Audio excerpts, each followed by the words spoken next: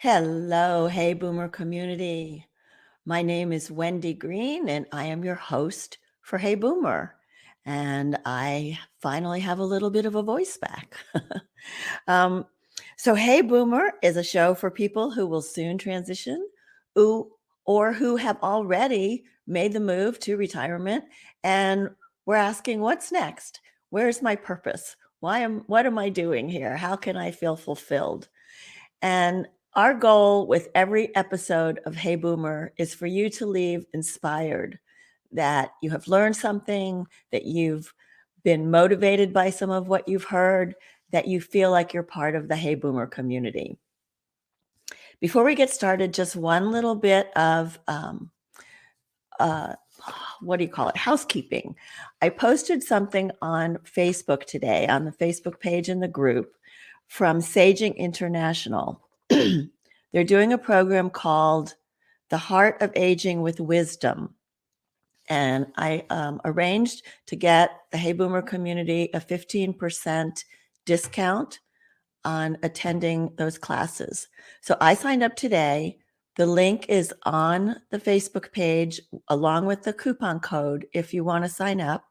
If you can't find it or you didn't get that, go ahead and drop me an email at wendy@heyboomer.biz, and I will be sure to send that to you. So it's The Heart of Aging with Wisdom. Should be good. So just full disclosure, I have been an intermittent user of financial planners.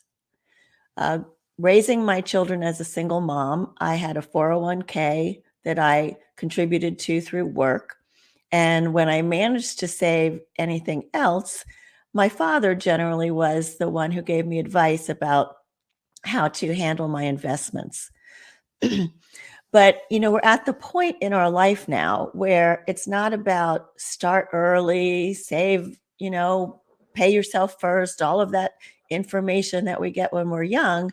It's about, okay, you have what you have, and now you have to figure out how to live on that for the rest of your life, or however long that's going to be. And of course, we are in the age of longevity, so that could be quite a long time.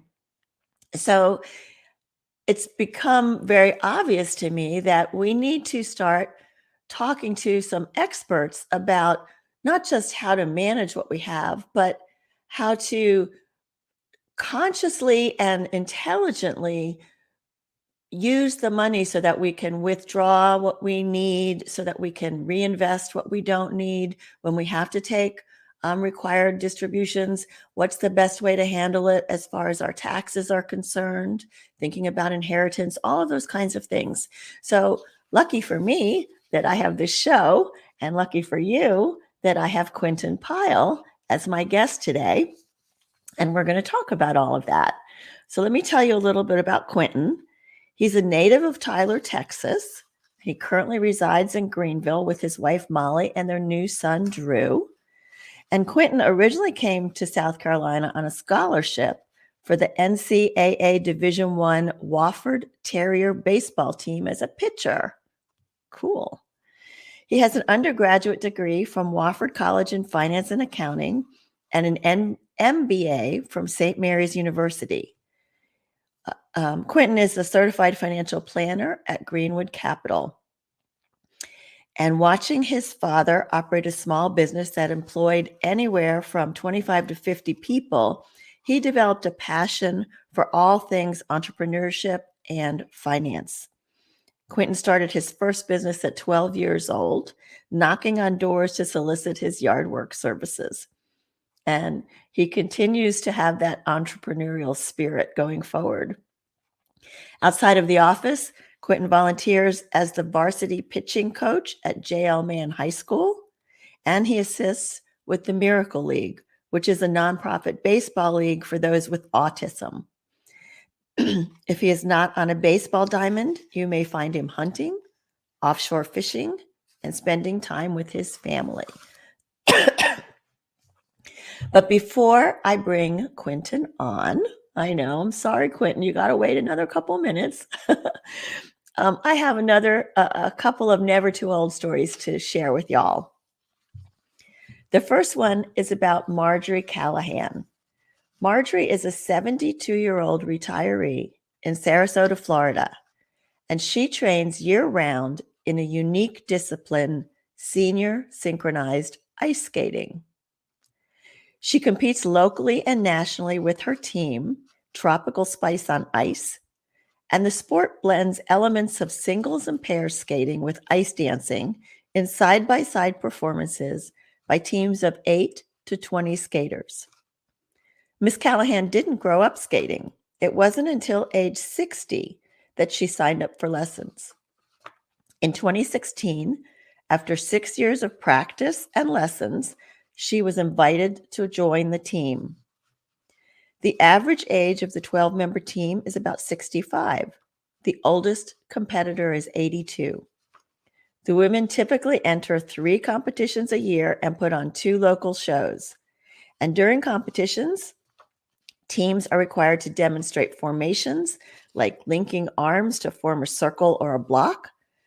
And she says, Miss Callahan says, there's no greater sense of accomplishment than performing and knowing my grandkids are watching. So keep skating, Marjorie. For my second story, I want to talk about cowboy boots. I love my cowboy boots. In fact, if I could wear cowboy boots year round, I probably would. But I have one pair of boots that's probably 30 plus years old that I've had resold a few times. It's crazy. So anyway, I thought I'd look into the history of cowboy boots. And the Fry Shoe Company is one of the leaders in American cowboy boots. The company was founded in 1863. It is the longest operating shoe company in the United States. But they did not always make cowboy boots. During World War II, they made work boots for the military. They later became very fashionable, worn by the likes of Jackie O, John Lennon, and Bruce Springsteen. I was hoping to learn that they were still a family-owned company, but they have been bought a few times, and they still produce some of the iconic boots that made them famous, and I will hopefully never be too old to wear my cowboy boots. So with that, hi, everybody that has said hi. With that, I want to bring Quintin on. Hello, Hey, Wendy. Hi, Quintin. Thanks for joining us. Yeah, absolutely. Appreciate you taking the time to have me on. Baseball pitcher. How cool. I'm back in the day. Back in the day. Not so much anymore. Gotta save that arm. So, Quintin, Yeah. remember when I met you, I was feeling a little skeptical. I was like, oh, you're kind of young to know what we're going through in this 65 and up age group. How can you relate and how can you talk to us?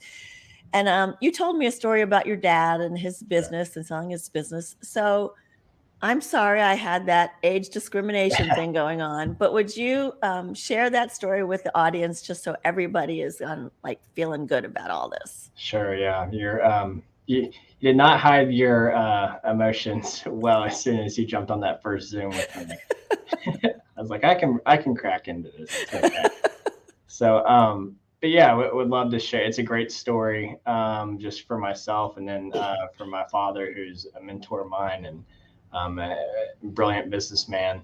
So he was a self-made individual, built a business that employed anywhere from I think 25 to about 50 people, depending on how many franchises were operating at the time. And so I grew up around the store, and I did everything growing up from mowing the grass out front and trimming and pulling weeds to, pulling parts for mechanics, cleaning the shop floor, washing cars, being a shuttle boy for customers. I just really it ran the gamut when it came to work growing up in the business and working in it. And so I had a passion for small business, and it's something that I worked for a small company here, and I started with a big company and gravitated towards a small company. So I think that's been instilled in me. And so my father, sometime when I was in college, I really hadn't quite made up my mind of what career path I was going to lead towards. I always thought I'd probably go back into the family business. I was really really the plan A at the time. And I was home for Thanksgiving, and we're sitting there having a little snack, and he goes, Quintin, do you enjoy what you're studying? And at the time I was in some financial statement analysis class. I was learning about stocks and bonds and all that. And I said, yeah, I love it. It's fascinating. It's challenging. The depths to it is just endless. And it's really a competitive sport, if you will, in a way. And my father said, okay, good. You're going to have to get a job. And I said, yes, Dad. I know we'll have to work after I'm out of college. And he's saying, no, you're going to have to get a job that's not with us. I sold the store. And I said, oh my gosh, it was out of left field, hadn't really talked about it. And, stoked for him. He, definitely paid his dues for sure. And it was a great opportunity for him to retire. And so fast forward a year or two, as a business owner, when you're going through the exit, if you haven't done a whole lot of exit planning, you kind of end up with this lump sum, and you're kind of playing offense or really quickly and trying to find an advisor. How do I manage my money in retirement? How do I withdraw money? And so he hired an advisor from a big wirehouse. And at the time, I was studying the same material in school. And so I started digging through the portfolio, the decisions that were made, the plan that was built per se. And I just thought, my gosh, there's such a better way to do this. And a little light bulb went off in my head and said, okay, well, if this person is doing this quality of a job servicing, these kind of clients, there's a huge need for real competent and, sound, prudent advice that's in clients' best interest. As a business owner, you've poured your whole life's work back into the business constantly. Then that light switch happens at retirement, and you're essentially just letting control go and trusting, your life's work into someone else's hands, and you expect them to do, what's ultimately in your best, interest. The fiduciary standard, as we call it in the industry. And that just wasn't being done for him, and it was tough to see. And I had a great mentor at the time, and we really dug it apart and found loopholes that that are not loopholes per se, but just holes in the plan and things that could have been done better. And so I was in grad school at the time. Fast forward another year, and at that moment, I just said, never going to look back. I purchased the CFP materials out of my own pocket. Ended up winning a scholarship for that later on, which was a huge blessing. And I just really never looked back. And so that's really how I got started in the industry and was motivated to, make a career and a profession out of this. Yeah. And I think you really got some insight into what it takes once you're retired to start managing your money. It's different than when you're just early on investing. So let's start there at the beginning. Let's just say, it's now we've reached 65 or 70 years old. We walked out the door of our employer for the last time, and we want to know, do we have enough money to live on? How do we start figuring that out? Sure. So sometimes people, and I'm sure we have some listeners out there that will even come a little bit earlier than that, say 62. There's a misconception that, at 62, you can, since you qualify for Social Security, you also qualify for Medicare. And that's unfortunately not true.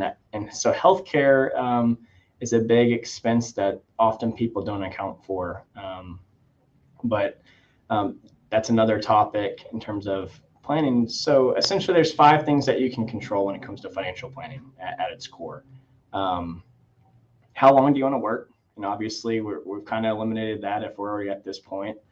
How much do we want to save along the way, which also has somewhat been eliminated at this point, unless, we need to work a little bit longer or part-time job. How much risk do we want to take in retirement? The last thing we want for clients is to be, up at night, tossing and turning, not comfortable with their plan or their allocation. Number 4 is how much do I want to spend in retirement? So that's often a big needle that can, on the pendulum, that can swing based on how investments are performing, What sort of lifestyle expenses do you plan on incurring during retirement? Are there big lump sum expenses that you envision happening in the near future, such as a car purchase or home renovations or some sort of donation to charity, things of that nature? And then 5, the last thing that you can control is your legacy, right? How much do you want to leave anything behind? How much do you want to leave behind? Who do you want to leave it behind to? What sort of structure? So those are really the 5 key points that you can control, with 2 of those really being eliminated if you really are searching for someone at this point in your life. So essentially, it's about goal setting and figuring out what's important to you and really starting there. We sort of reverse engineer into the financial planning process from there. Okay, so we sit down, say you were my financial planner, which I have been interviewing financial planners to figure out who I want to work with. But so we sit down and we kind of go through all of those things. And at some point we have to reach a number that says, I need this much money to live on. I need this kind of cash flow. Mm-hmm. And so now I have these buckets, right? I have Social Security, I have savings, I have my IRA, I have whatever. Yeah. How do we start to figure out what bucket do we take from? Sure. So Social Security planning is huge, right? There's if you take it early, you get penalized for taking it at 62 or between, depending on where you were born, your full retirement age could be 66 in some months. It could be 66 on the dot or 67. It really just depends on what you were born. But if you take it each year, you take it early, you get a little bit penalized. I believe it's to the tune of 8%. And then if you delay Social Security, you get a bonus, right? So you can delay it up to 70 years old, and you get a percentage bonus each year you delay it. And that can have a dramatic effect on, a financial plan and the probability of success of a plan. Taking it early, is that the bridge that will sort of bridge the gap for you to retire early if you need to take it early, that sort of cash flow? Is that more important than having a bigger payout later in life?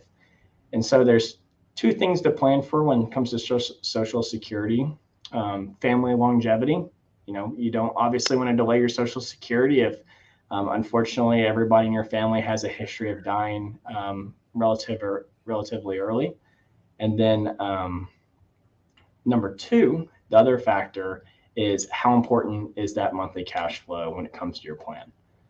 So it can really swing the pendulum if you take it earlier, if you delay it, or if you take it on time. So I think that's the very first thing when it comes to financial planning, the cash flow needs, because then you do have that predictable source of income coming in once you do turn on that light. Okay. And then you have the required minimum distributions. Those start at 72, right? They do. It used to be 70 and a half, and now you got a little bit of a break at 72. You'd have to start taking money out.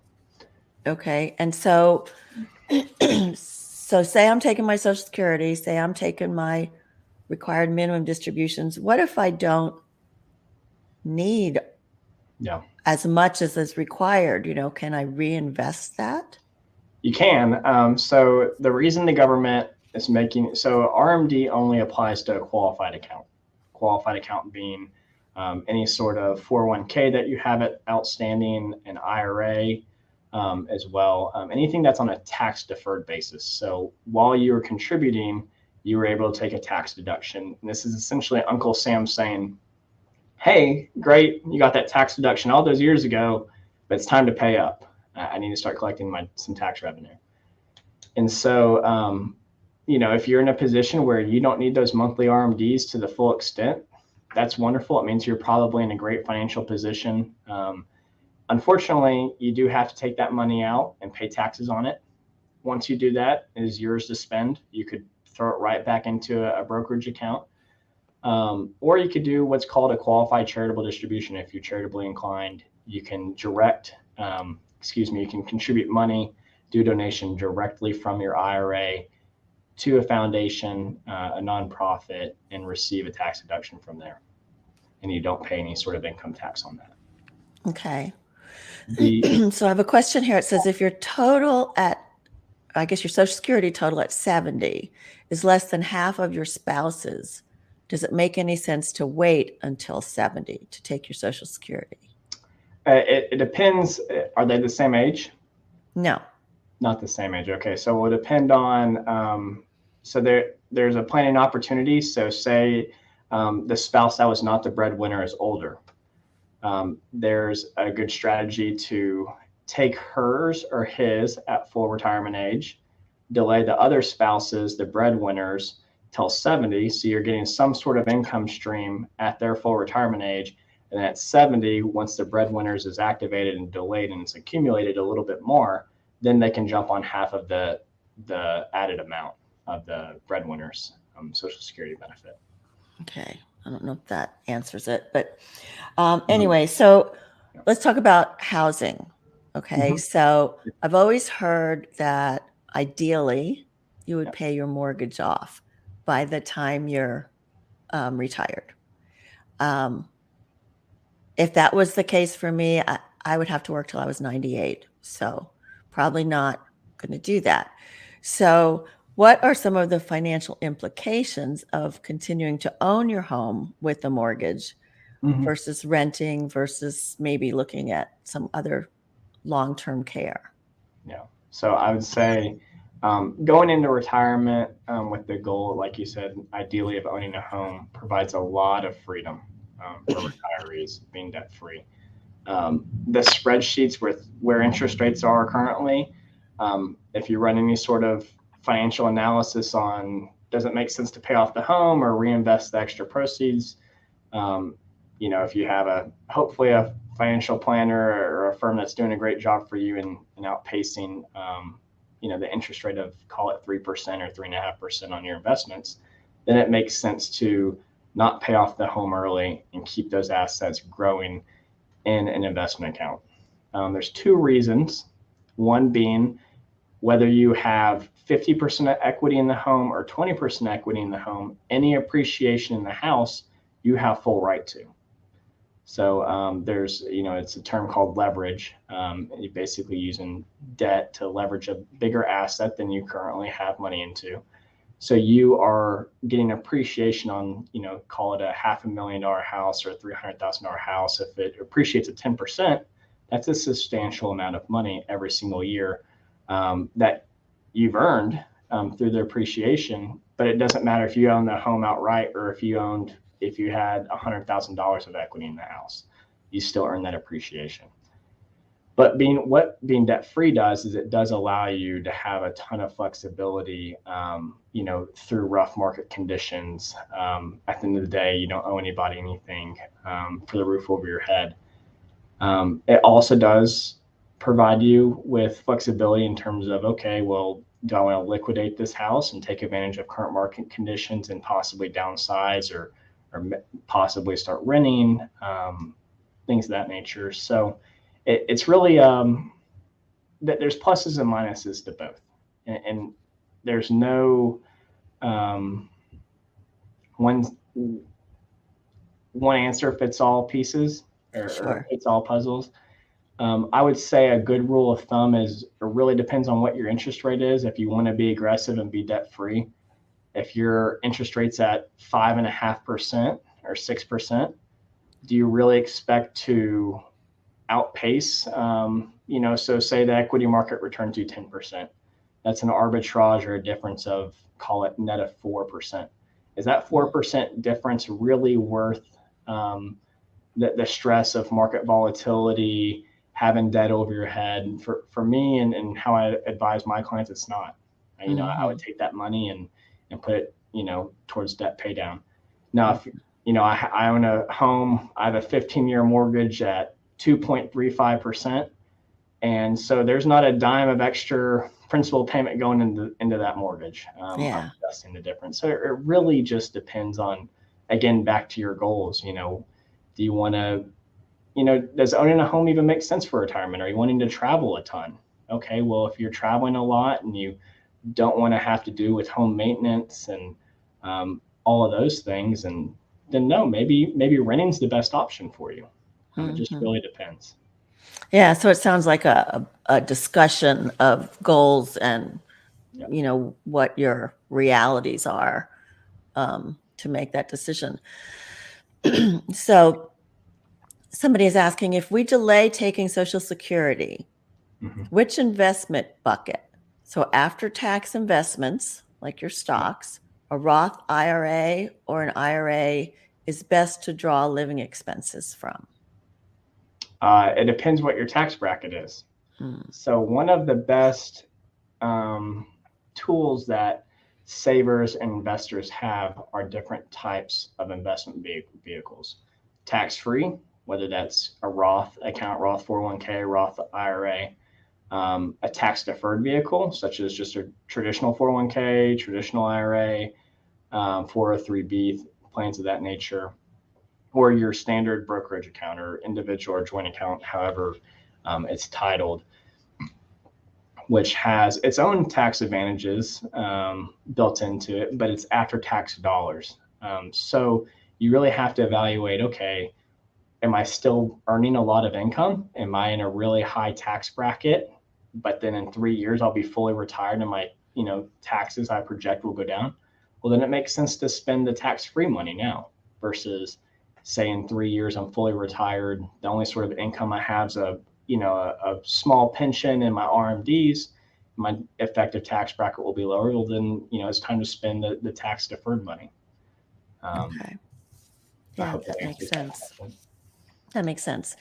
Um, I want to talk about long-term care insurance Yeah. because I know when we're talking financial plan, and I'm only learning this because of all of the interviewing I'm doing, Good. but it's the whole picture, right? It's not Yeah. just my investments. So fortunately, I have some long-term care insurance that I got when I was 50, but a lot of people in the 65 and up age group that don't have it are finding that it's also very expensive if they can even get it now. Yeah. So what are some contingency plans that people might want to consider if they have not been able to get their long-term care insurance? Sure. So kudos to you for securing it when you did, and that's a big piece of the puzzle, as you mentioned. There's two schools of thought of okay to determine if I even need long-term care insurance, and I'll kind of break down the two types if you like for me to, and I'll kind of circle back to your question. I don't sell any insurance. Well, I refer that out, but I do advise on it. It's a core competency to a holistic financial plan. So there's traditional long-term care insurance, and basically you purchase it and think of it like term life insurance. If you use it, great, and if you don't use it, all those premiums are gone. There's another policy called a hybrid policy that essentially works as a whole life insurance policy where you pay a big premium and say it has a death benefit of $200,000 or $300,000. And if you die and you hadn't used it, it goes to your heirs or whoever you designate it to. But if you do go to a facility, you do need some sort of skilled nursing or long-term care, it uses that death benefit and it draws it down as you use it. So that's my favorite kind to use because I would rather, if I've put a lot of money into something, I'd rather at the very least know that if I don't use it, at least I still have something that it's not going to grow like your investment accounts will, but at least it will grow a little bit and it will be there at the end. So those are the two types of policies that you can even purchase. There's something else to consider is self-insuring. So we have clients that fit in the bucket of, okay, if I get sick or if my spouse gets sick and we're 2 years or 3 years in a skilled nursing facility, and that's, call it $100,000 a year in a facility, that would devastate our financial plan. We do not have the assets to absorb that. Well, then they're a prime candidate for taking a real hard look at, okay, is the cost of insurance worth it, even at high prices? Because they just simply can't afford to take that risk.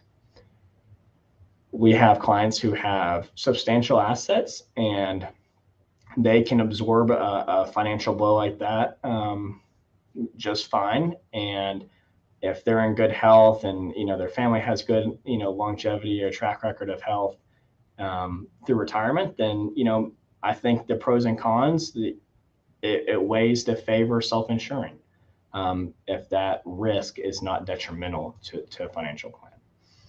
So that was a lot, but I'll circle back and answer your question, Wendy, about, okay, what if I do need it and I still can't afford it? Typically, if you get checked into a facility or if you realize it's going to be a very long stay, your house is the best source of funds there available if you don't have the investment assets to absorb that blow. One, because you're probably not living in that house anymore. You're probably full-time in skilled nursing or what have you. And so obviously there's home equity lines of credit. You could potentially sell the home and then become a renter after that. And after that's exhausted, there's some facilities who will sign contracts that basically it's like a personal guarantee. If I'm in a facility, say I get diagnosed with dementia and I become incapacitated, then I will exhaust all my assets at this level. So say it's $5,000 a month or $6,000 a month. After all of my personal assets are exhausted, then the facility will cover anything that's left. So you're basically transferring the risk to the facility. So that is available out there at certain places. Now that cost is going up, that's becoming less available. So that's a big kicker. It's just like education planning for children for college, the cost of inflation for long-term care, skilled nursing, or for assisted living typically outpaces inflation by about 3 to 4%, just the normal inflation rate. So that's something to consider as well. Interesting that you mentioned inflation, because we just had a question come in about that. He says, our biggest unknown today is inflation erosion. How do you advise on dealing with inflation losses? Yep. So for those of you that may not have a strong background of what inflation is, basically it's the cost of goods or everyday living expenses become more expensive as time goes on because the purchasing power of the dollar becomes less. And so we are at record inflation rates that we haven't seen for over, call it 30 years. And inflation historically runs just shy of 2%. It's about 1.8, over 100 years worth of data. When we build financial plans, we're very cautious when we build them. We like to be very conservative. So on certain known expenses such as long-term care or college funding or just healthcare, private insurance, we'll inflate that at, to the tune of 6 to 7%, or CPI core inflation plus 5%. Any sort of just normal, everyday living expense, we inflate at 2.5%. So I like to be a little bit on the north. But the best combat to inflation, one is a fixed mortgage. I think that's probably the best bet that you can ever find financially. So it's a one-way bet, right? If interest rates go above and inflation's running really hot, that is beautiful to homeowners because your payment 10 years down the road from now is probably worth 30% less in today's dollars than it will be in the future. Now, if interest rates go below where interest rate is, guess what you get to do? You can refinance and drop it lower. So it is a beautiful instrument for the U.S. consumer. Outside of that, I think owning income producing assets is a no-brainer, or assets that have a chance to appreciate. What a losing bet is, and I'm not saying cash is not an important asset class. Cash absolutely plays a role in investing. It plays a role in your spending policy. But cash is proven to lose purchasing power every single year. That's by design. The Fed controls the money supply. They have to stimulate growth by putting money in the economy, which in return, lessens the purchasing power of the dollar. but owning assets such as companies via private placement, via public stock, owning rental properties, commercial properties, anything that has tangible value that produces some sort of income or earnings is the best hedge against inflation. Owning your own business. Yes, absolutely. Yeah. And so that's one thing. I've been doing this for quite a while now and work with a lot of entrepreneurs and people who are exit planning, and we'll start talking about equity returns, and the returns that you can get from owning your own business can't be matched anywhere else. I can promise you that. And it's a great second act for people going into retirement to start to do work that they love and turn it into a business. So just like Hey Boomer, right? Just like Hey Boomer. I wanted to ask you about life insurance. You mentioned that hybrid long-term care, which in a way sounded like a life insurance policy. My understanding is that, I'm a single person. I have no responsibility as far as kids. I don't need life insurance. How do you advise people around life insurance? So the insurance industry has made it really complicated for a reason. Warren Buffett's greatest investments have been insurance companies because they make a lot of money. And the way they do that is through complicated products. Typically, the good rule of thumb is the more complicated the product, the more lucrative it is for the insurance company. Insurance at a core is a vehicle that's designed to transfer risk. It's not an investment. And a lot of times it gets sold, life insurance gets sold as an investment. It's just a way to transfer risk. To understand if you need life insurance is, a conversation of its own. And so you have, typically when I advise clients if they need life insurance, they're younger, they have a family, if something was to happen to them, their family couldn't support a mortgage, couldn't support education, could not provide. That's where life insurance plays the biggest role, is for a family. We always recommend term life insurance. It's the cheapest. You can buy a 30-year policy. Hopefully in 30 years, if a family's done things the right way, house is probably paid off, or they have a big enough nest egg to sort of absorb any sort of blow, or they're in retirement where you don't have these responsibilities or the need for insurance. So it can play a role in estate planning to provide liquidity for a estate that's north of $20 million, where you have some sort of estate tax that's in play. There's also, it can make sense maybe if you wanted to leave a really pointed, inheritance left to somebody. I want to leave, call it $50,000 on the dot. Well, here's this life insurance policy. It's guaranteed to leave $50,000 at your death. Well, then that's pretty easy planning right there. Outside of those two areas, in terms of, final expenses for a funeral or some sort of inheritance or to pay for estate tax, there's no need for it. There just really isn't. It's an expense that you don't need to be spending money on. Yeah, that was my understanding. Just one more thing about insurance kinds of things. It's about annuities. So my mother and father bought an annuity years and years ago, and that's what she lives on now. Mm-hmm. But my understanding is that it's not a good investment now. Is that correct? Yeah. So back to the thing, investment, right? So an annuity is an insurance contract at its core. And interest rates are in a much different environment now.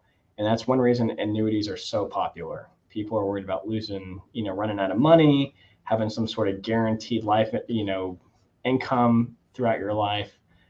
But 30 years ago, if they would have bought a 30-year treasury bond at 15%, that's the safest investment you could have ever purchased. And you'd be getting, interest payments of 15% right now.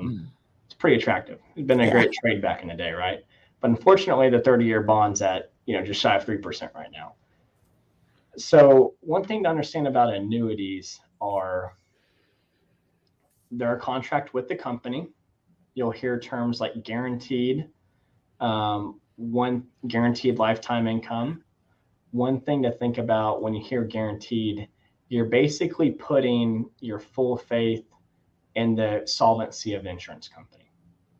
So you'll see a little asterisk at the bottom of any sort of ad or contract or solicitation, and it says guarantees are backed purely by the company's ability to stay solvent.